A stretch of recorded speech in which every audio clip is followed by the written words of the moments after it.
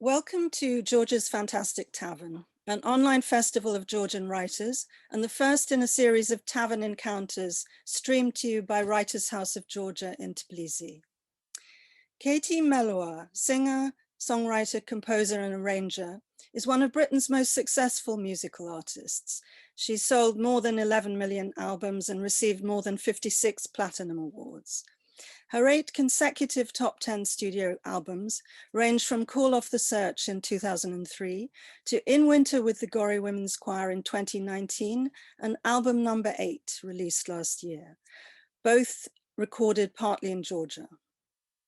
The writer Philip Pullman recently gave a succinct review on Twitter of her rendering of the Paul McCartney song Blackbird, which she posted there. Beautiful, he said. But her own songwriting has come increasingly to the fore. Katie, welcome back to the tavern. Thank you. Yesterday at the launch, you sang a song in Georgian, your mother tongue. I wondered if you feel differently when you sing in Georgian rather than English, and what your relationship is now to your mother tongue.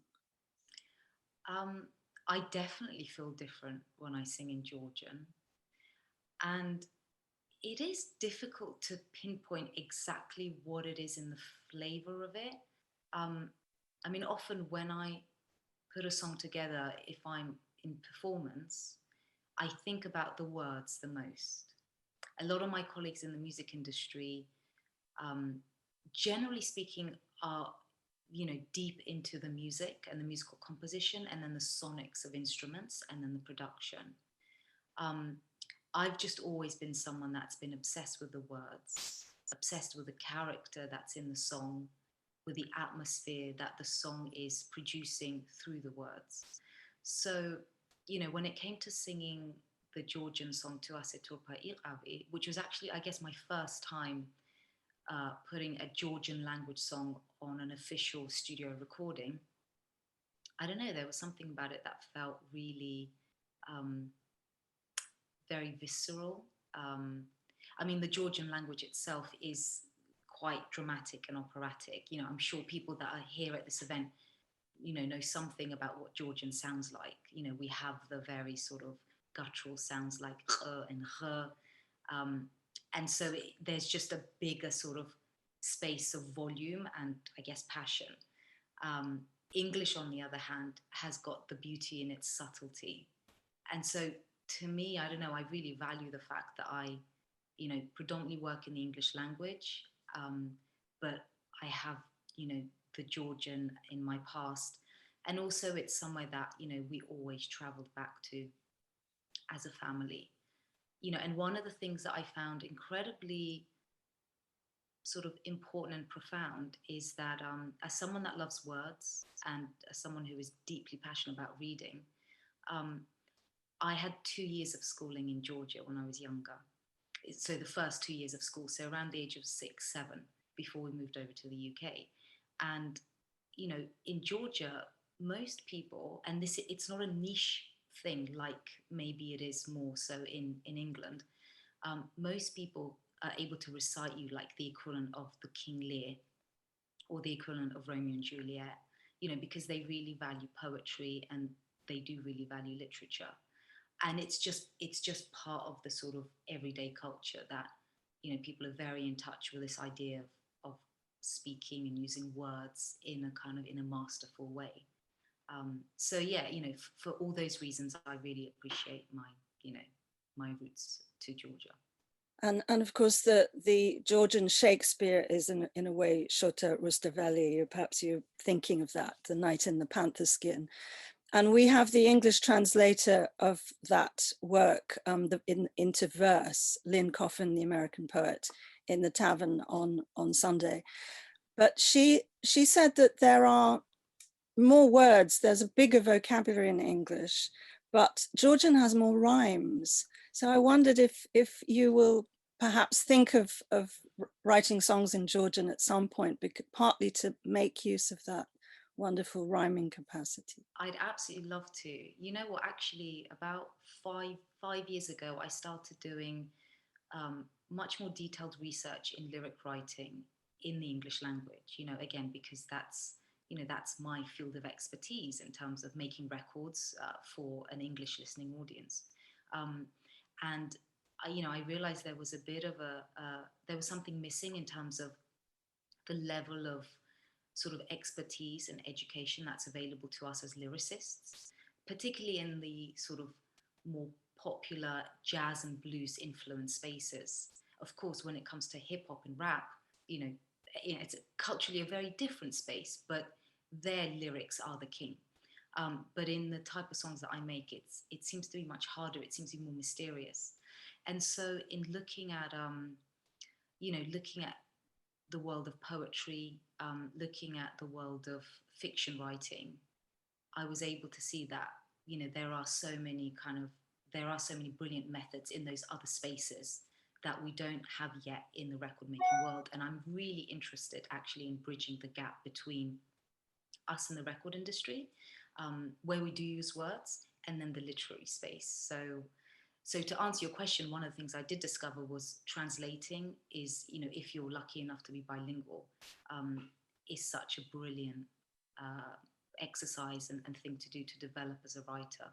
And so, yeah, I'm really interested in eventually writing in Georgian, but I think I'm a little bit way off, and I should probably start with looking at maybe doing, some small translations. Although, I mean, I say small, obviously it's always a difficult and sort of challenging thing in an art form in itself. Absolutely.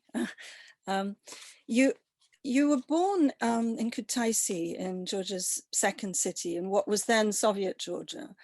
I wondered, I know you moved around as a child, but how would you describe the city? Do you still have a relationship with it? And also, what are your earliest musical memories? So my memories of Kutaisi, well, I guess my memories really kick in sort of the late 80s and early 90s. And, as most people know, we had a pretty tough decade in the 90s in Georgia. Um, so what I do remember is actually, I mean, this is going to sound really weird, but I remember how starry the nights were in Kutaisi, even though it was quite a sort of a big city after Tbilisi. Um, I just remember beautiful starry nights. And I also recall, so this was where my grandma lived on my mum's side. She actually had after the breakup of the Soviet Union and the collapse of the country's sort of economy, not far from her house was an airport that had been abandoned, which was actually filled with helicopters and planes that were just left to rust.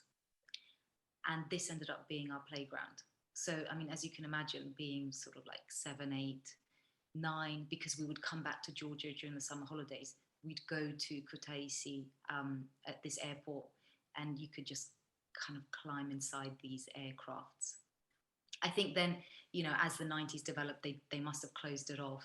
But that's the sort of crazy memory that I remember of Kutaisi. And I actually ended up writing a song about that called Plain Song. And it was on the album with the Gori Women's Choir, which was honestly one of the most incredible experiences I've ever had working on a record, because it meant going to Gori to record where the choir are based, and it required us building a studio from scratch. And yeah, it did bring up a lot of memories from Georgia, and I kind of try to capture the atmosphere that I remember from my memories of Georgia. And so what were your earliest musical memories? Oh, yes. Kind of the background, the musical grounding that you had in Georgia? Well, when I've been asked about this, I always say how in Georgia, people are very close to the arts. And that means that, in every household, someone will play the piano. Every household, someone will play the guitar. So when you have the big feasts that Georgia is really well known for, where you have a tamada who gives toasts, who gives thanks for, everything, you'll also have, a few members of the family starting to perform. And in my family, it was my mum who would sit at the piano, and she would perform beautiful classical pieces. One of the ones that had the most profound effect on me is, the really famous Moonlight Sonata by Beethoven. She'd play some of the beautiful Chopin pieces.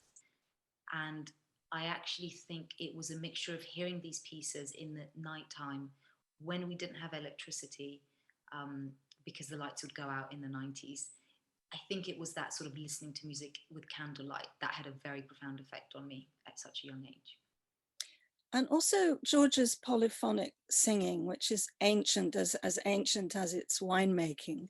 Um, and like winemaking, it's recognized by UNESCO as an intangible heritage of humanity. But I wondered if you can assess whether that polyphonic singing had an influence on the development of your own musical ear, and whether you're using it increasingly now in your songwriting.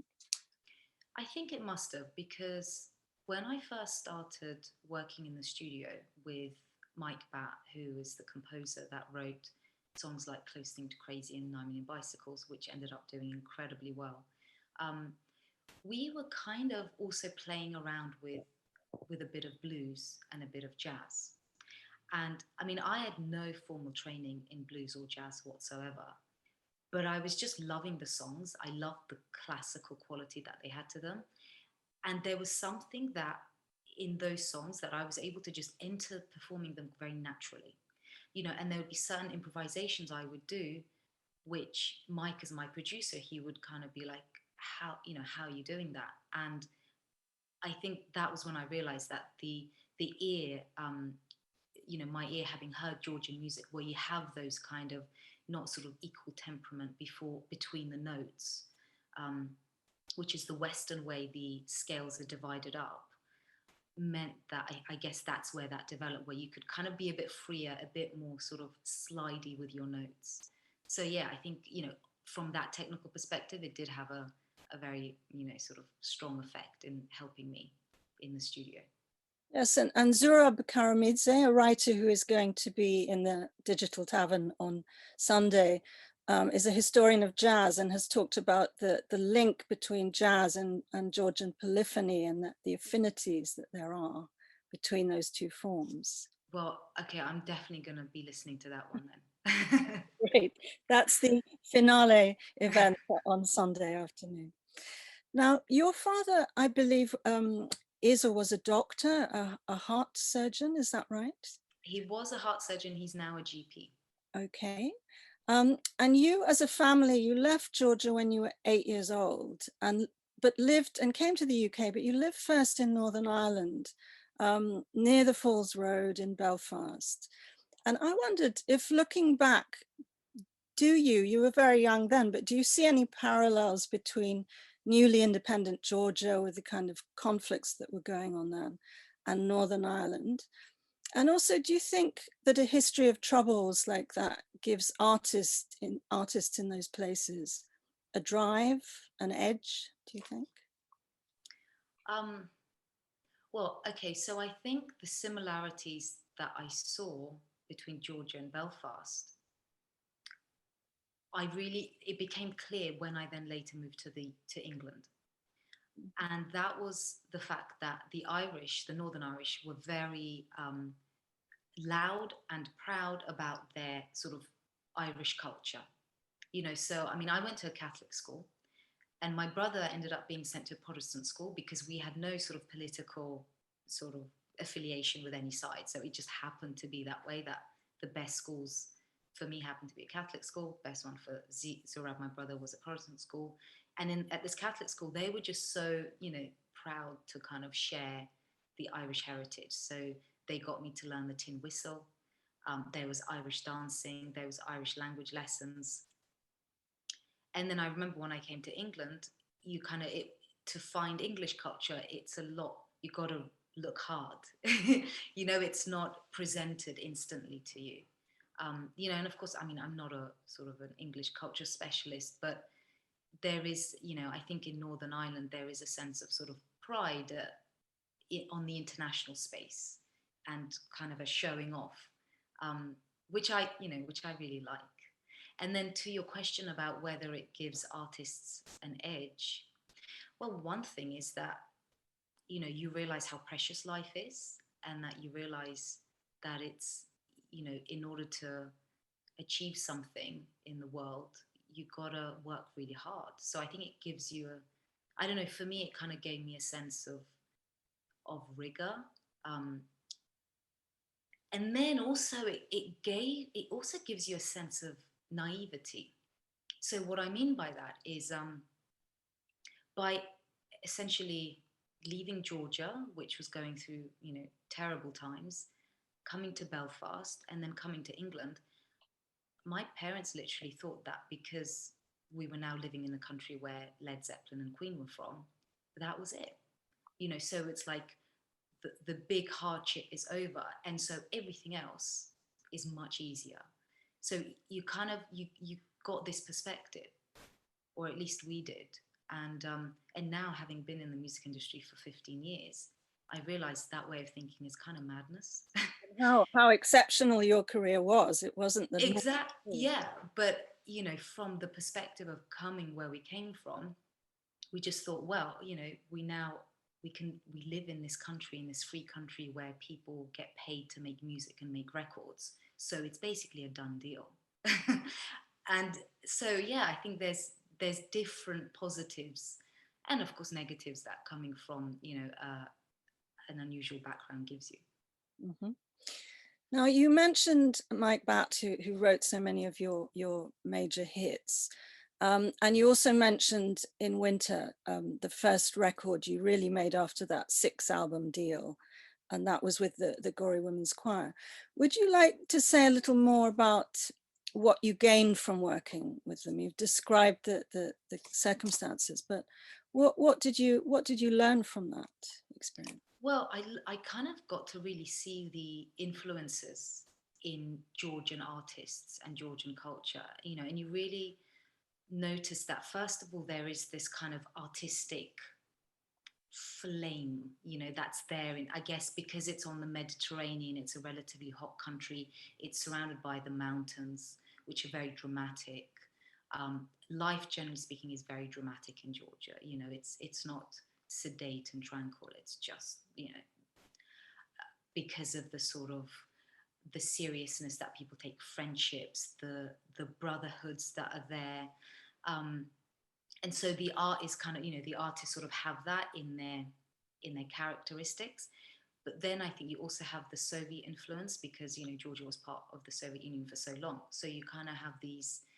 I mean, I remember the Gori Women's Choir. They had this great vocal professor called Anzori Shomachia, and he would say things to me like, remember what the Russians say about performing, that you have to have a cool mind but a heart on fire.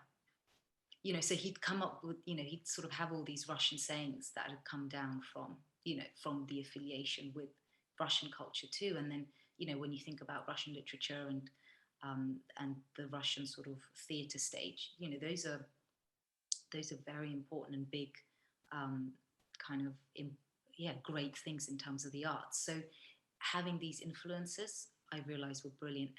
And so what I learned in working with a choir was they had this idea of perfectionism and very sort of studious approach, but in a way where the sort of the passion and the flow didn't get dampened by it, or at least they seemed to kind of accept that you can have both, that you don't have to just be a sort of a kind of a mind-based artist or a sort of a passionate artist, that there is this space somewhere in the middle, or something that embraces the two. And so that was really important for me.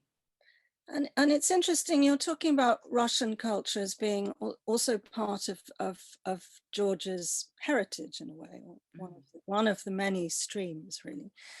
But when you were in your early 20s, there was a 5-day war between Georgia and Russia.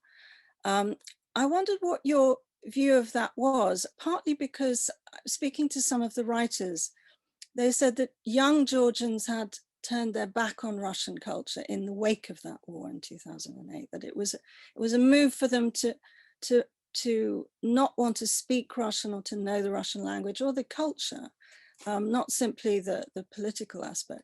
So I wondered how you see that. I see it as something that creates such heated debate. There's a great deal of passion around that topic, and I think my way of dealing with it is to sort of almost disassociate myself from the political space, you know. And of course I can do that because I'm not in politics by any means, and I'm in the arts. And so to me it's more about, culturally and sort of creatively, what are people doing. And I'm more interested in just the people, there is a brilliant charity, Russian charity, that I work with here in London. They look after children who have cancer, and that's what the people that I know are doing. They happen to be Russian, and there happens to have been a 5-day war between Russia and Georgia. But I don't know. It's difficult. I try and just compartmentalize it into that other space, which is politics, and that's just my way of dealing with it. And also on the Gori Women's Choir album, In Winter, you recorded Rachmaninoff at the Vespers, I think, as a tribute, you said, to your grandfather, who was sent to a Siberian prison camp. Can you tell us a little about him? And also, how was that kind of history spoken about in your family as you were growing up? Well, it was drip fed in quite sort of humorous ways. When I was really young, Granddad would, tell these stories of escaping from a Siberian labor camp, and he was, always presenting himself as this hero. And then as I kind of got older and I'd ask him, more and more about it, you would realize actually, the weight and the difficulty of it. Um, and yeah, I mean, there was a couple of stories that I sort of was only able to hear when I reached my mid-20s. And I also realized, I kind of realized that actually the idea about him escaping the camp, I wasn't actually accurate. It was just something as part of the fairy tale element of, speaking to his grandkids when we were, I don't know, 6, 7 years old. And yeah, it's just remarkable. It's, you do, as a 36-year-old, I marvel at what the generations before us went through. So yeah, it's just incredible. And again, I think about, I remember looking into Rachmaninoff and how he had to escape Russia, during the revolution, because he was from a really noble family.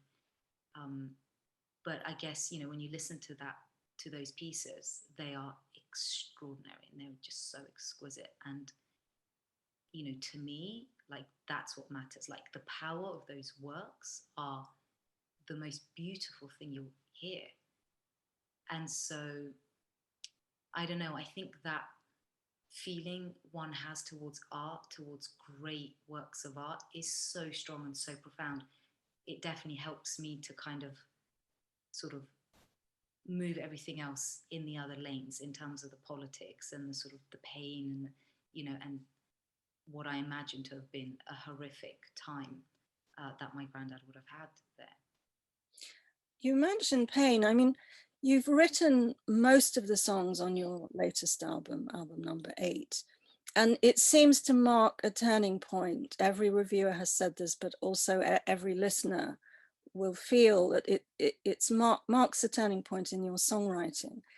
I wondered what kind of life experiences you're drawing on for this album, and also what's your approach to converting the painful in life into art, so that it doesn't become something that drags people down, but that it uplifts. Well, maybe I could answer your second question first, which is, I think it's like, I don't know, just complete and utter belief and dedication to the art form itself. To me, songs are, I mean, I can feel it in every part of my body and my brain that they are magical creations. When I listen to them, other people's songs that have transformed me, like Imagine, like a lot of Bob Dylan's work, a lot of Joni Mitchell's work, a lot of Hoagie Carmichael's work, they are so transformative. And so I think there's something about the act of creating that lets you, it lets you heal as you create, because also the process of writing is really addictive. And then in terms of the life experience as well, you know, the record talks a lot about, I guess, time with my family.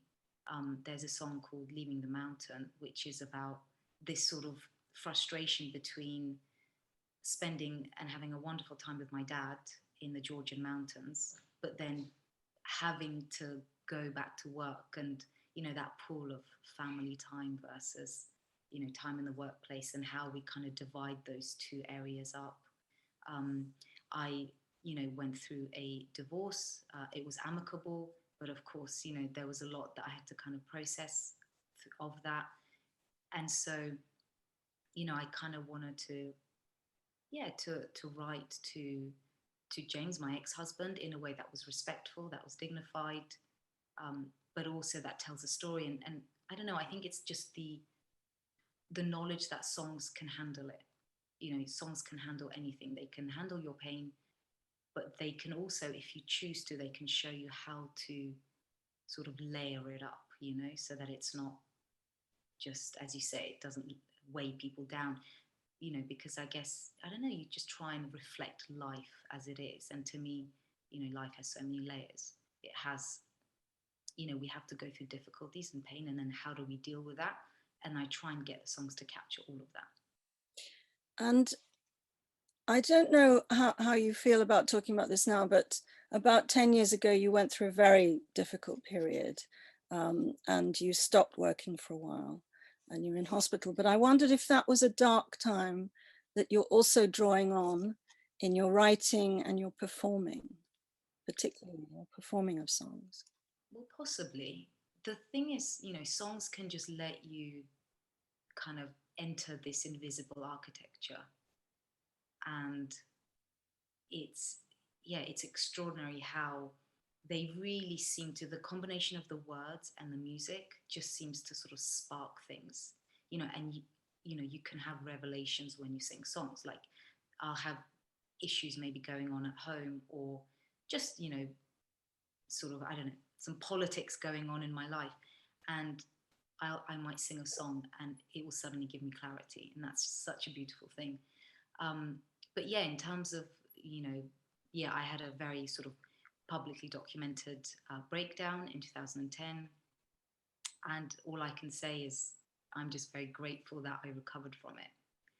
um, and yeah, it's part of my past, and it is what it is, but you kind of have to just marvel at medicine, at the people that looked after me, at my family. And yeah, I'm just grateful that I'm still able to make music and work. Something else about your latest album, though, that I wanted to ask is that it was made partly recorded in Tbilisi, and with the Georgian Philharmonic Orchestra. How do you find the city, the vibrant Tbilisi, as a place to work and create? And what was it like to work with this orchestra? It was amazing to work with Nick Rachveli's orchestra. The city is phenomenal. And what has blown my mind is the transformation of, well, yeah, Tbilisi in particular, Batumi also, in the last 5 years. So, I mean, I remember when I first went there to work with the Gori Choir project, uh, you know, it was starting to develop and grow, and the arts were starting to kind of be more visible. But these days, you know, when I go to Georgia, before the pandemic, of course, I'll see so many musicians on the street, you know, performing. There's so many like concerts happening. There's, you know, there'll be a little homemade art gallery pretty much on every corner. And and yeah, as you say, it's really vibrant, and it's the vibe is just great. You know, it's, I don't know, it's almost like what I'd imagine maybe Woodstock was like, you know, in the early 70s. Um, so yeah, it's amazing, and the orchestra is brilliant. That recording studio is also a fantastic place to record in. It's now called Leno Records, and it used to be where all the old George film soundtracks, the Georgian film soundtracks, were recorded. So yeah, it's brilliant.